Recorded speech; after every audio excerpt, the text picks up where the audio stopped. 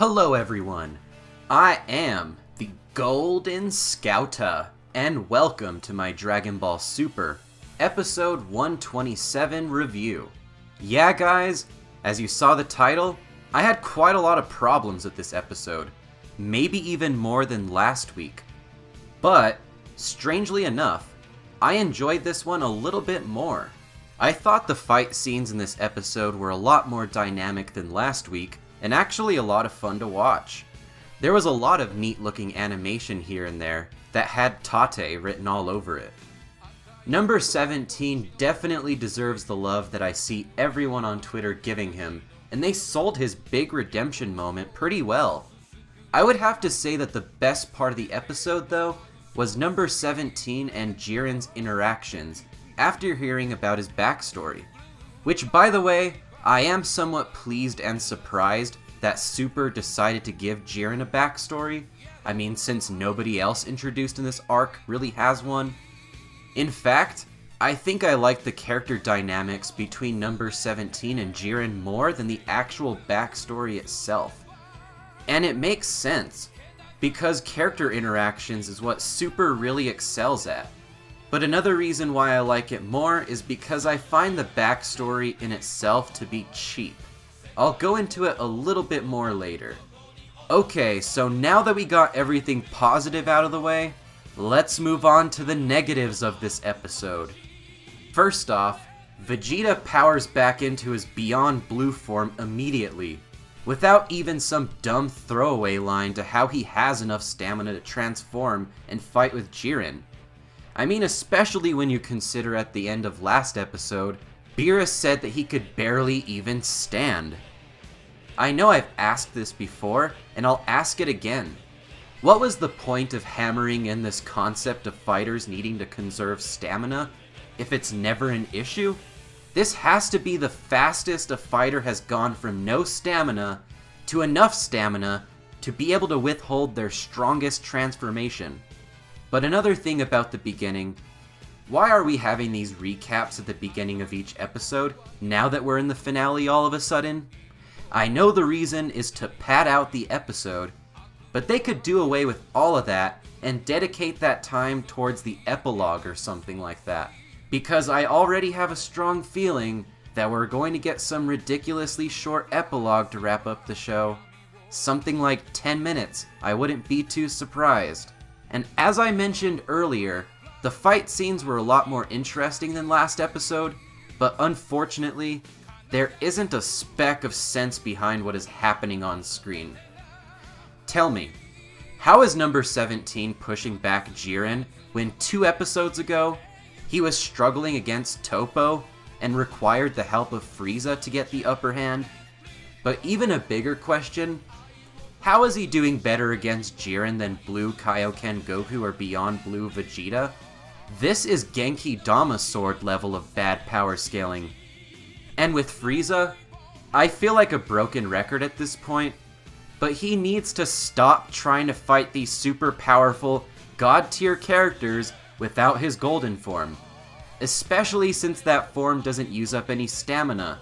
But there is also the fact that Frieza was so evasive of Jiren during the special, and he declared that he needed Goku to do Ultra Instinct again to defeat him. So what's with this change of heart?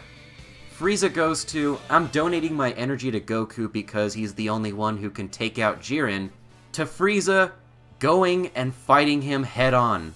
It doesn't really make too much sense. It's just Frieza being stupid and prideful. I know that's Frieza's character, but he really shouldn't be that dumb. But speaking of Jiren, I want to address the backstory. It's a fine backstory in and of itself, but what makes it not work is 2 things. 1, it's way too late in the show for us to suddenly give a shit about Jiren's backstory. It all comes off as cheap, because there are only 4 episodes left after this to really get invested in Jiren's character. And 2, they could have started peeling back the layers of Jiren earlier instead of this one large info dump. And another thing, the backstory is so bare bones. We don't understand how Jiren got so strong and who this evildoer was and what their motivations were for slaughtering Jiren's village and comrades. And the term evildoer sounds so lame too. Like the person's motivation was just wanting to be evil for the sake of being evil. It sounds very Disney-like on the surface. But my main problem with the backstory is, if you're going to rehash a backstory that has been done 1,000 times, can we at least have some sort of unique twist to it? Because whenever there isn't something there to make a cliché idea unique, all it does is remind a person of characters who have similar backstories, but handled better. And lastly, I want to address number 17's redemption moment.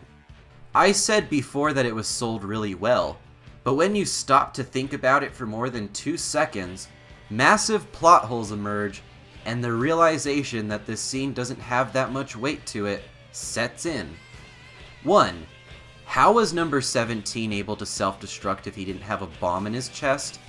If he was able to utilize the infinite energy within him to self-destruct, number 16 should have been able to do the same thing against Cell.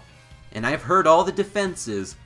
Well, 17 was using Ki to detonate. He has Ki because he was able to train and get stronger. And my response to that is, using one piece of bad writing to explain away another piece of bad writing doesn't cancel it out. 17 training for a decade and getting to God tier makes Cell seem utterly pointless to put so much effort into creating. Cell took what, 20 plus years to develop, and number 17 trained for way less than that and is now God tier? That's one reason why the power scaling of this arc makes no sense. But onto the sacrifice itself. I heard people say that it is sad and all that, but I just don't see it. Number 17 is going to be dead for a shorter time than Ultimate Gohan, Goten, Trunks, and Piccolo were when Majin Buu destroyed Earth. I don't see what there is to be sad about when he's going to be revived in less than 4 episodes. But there's even something more simple. Instead of blowing himself up, number 17 could have just suppressed himself to where he would get vaporized by Jiren's blast and go for the disqualification. There is no rules against doing that after all, so why not? I guess just because it'd be anticlimactic, that's the reason. So, for my overall rating for this episode, I will give it a 2 out of 5. While I thought this week's episode had a lot more to it than last week's, I still consider it a bad episode. I've heard people try and explain away the inconsistencies by saying that the writers change every week, but how is that an excuse for putting out a faulty product? If anything, we should be expecting those writers to be keeping up to speed with everything. But I guess that's too much to ask for. But enough with this episode. Next week, we are going to be getting Vegeta's final moment in this tournament. And I've heard that this will contain a big Vegeta moment that should please the fans. But we'll have to wait and see. I'm still here hoping for at least one more good episode before this series ends. Crossing my fingers. So that has been the review and the rant for today. Let me know what you thought of episode 127, my review, and the preview for next week. And with that, guys, thank you for watching, and have a great day.